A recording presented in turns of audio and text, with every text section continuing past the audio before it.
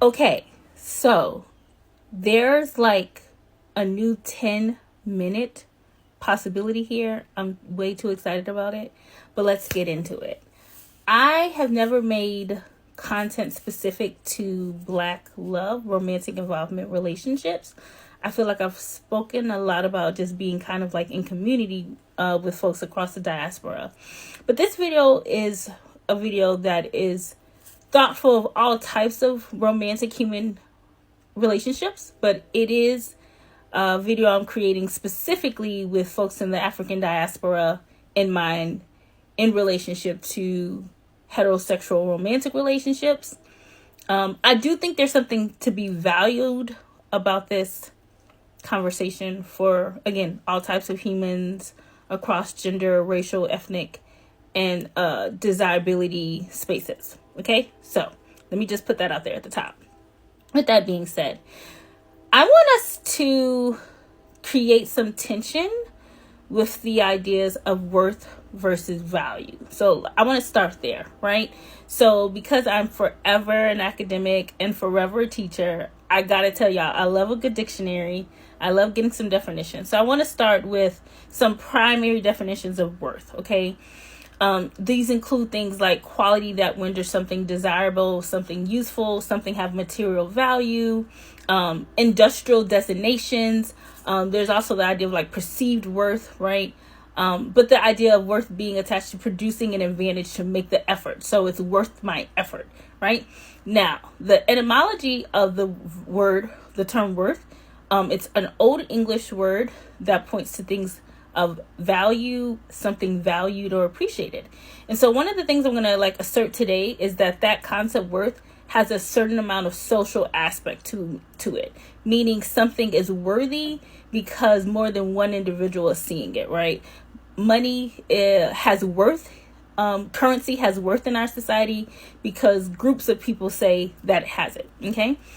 Now, oftentimes not, we see people use the term worth and value interchangeably, like they are the same thing. And then for certain people, that might be the case. But again, I want to argue the first kind of assertion I want to make today is possibly that we start to see some of the tensions between both of these terms. So when we think of something like value, we're looking at the importance of something. Something is considered important. There is an intrinsic excellence or desirability attached to it. And I'm sorry, I'm not giving you all the, like, citing the multiple dictionaries that I've looked at, okay? But there have been multiple. Oxford, Cambridge, all of those English ones, all right? So follow me here. The etymology of the term value is Old French for valor, to be worth, right? And that creates conversation in my brain around being. All right, so a little side note, right? When we're talking about being, what we're looking at is a school of thought around ontology, which is like study of being, of existing, questions of existing, what it means to be. So that's an ontological claim when you assert that I am, therefore, is that how that goes? Okay, I digress. So again, what I'm contending off top is that worth is something that has a social element to it. Something has worth because socially we've kind of decreed that it is. Whereas value is a little bit more intrinsic, right? Something that is important to Kina may not be important to my friend Noel. Okay. So with those in mind, I think it's important that I want to give us a little bit more philosophical contour here. So again, I mentioned earlier that ontology is about the study of being, questions of being and existence. And it's closely tied to a study of axiology, which is like questions of value, the study of value, which leads to epistemic claims. Epistemology is like the study of knowing. How do we know? How do we think through things? Okay. Take a moment. That's a lot of information. All right. So ideally, what I am going to make the second thought here is that partially what we see as existing shapes how we see ourselves and what we see in other people. And what we see as important, which is our values, right? And and who we see as important shapes what we believe to be true in the world. And it shapes our knowing, right? It shapes the kind of data we look for and observe, and also the kind of data we take in, right? And then henceforth, all of these things shape our behaviors, all right? So all of that philosophical buzzwords to say what we value in ourselves is going to be what we value in others.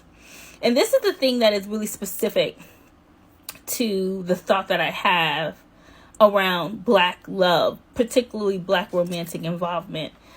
Generally speaking, for all humans, all Homo sapiens, intimacy is hard because, like, loving someone requires trust, vulnerability, all that jazz. But intimacy within the Black community is especially challenged by racism, xenophobia, and anti-Blackness, right? In particular, in an anti-Black world where multiple anti-Black genocidal projects are happening at any given time, systems and institutions are both not only like dehumanizing Black folks, but devaluing us, right? And so if we don't have a placeholder in terms of social worth, right? So if the larger society, global, nationally, regionally, whatever, wherever you live, has deemed that you are not worthy, then it is that much more difficult for one to have a sense of intrinsic value. Yes? And so then if I don't have a sense of intrinsic value, then it's that much more difficult to transport that out, meaning I don't see value in myself, so then it's more difficult to see value in others. Okay? And so that's going to show up in my behaviors. In this moment where a lot of Black women, and I think this is across sexual expression, right? I see this coming up not in just straight,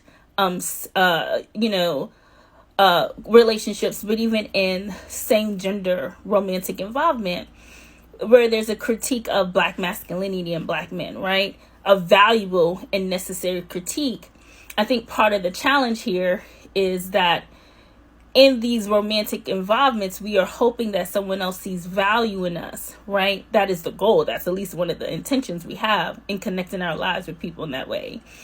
But oftentimes and not, because of these genocidal anti-Black projects, we often have a hard time seeing the value in each other as Black folks, simply because we've not done the healing work to see the value in ourselves. It's really tricky. Now, someone might see this long as video and say, Kina, you could have literally just said, you can't love anybody else if you can't love yourself. Heard. But I do think it's important to actually provide, again, that kind of structural critique and the language to help people really name, okay, what's the nuanced tensions here? It's not as simple as Black people can't partner together because they just don't want to get their together. I think we really have to look at what are those long-standing generational impacts of, again, living in a world where people in the African diaspora are constantly giving the single story of how little our lives matter, right? So, wrapping this very long video up to say that it is super important in all of the work we do, manifestation, energy, spiritual, prayer, whatever the thing is, return to the fact that your deepest investment must always be oneself. Because if I can't find value in myself, then it's that much trickier to find value in others. The more you know.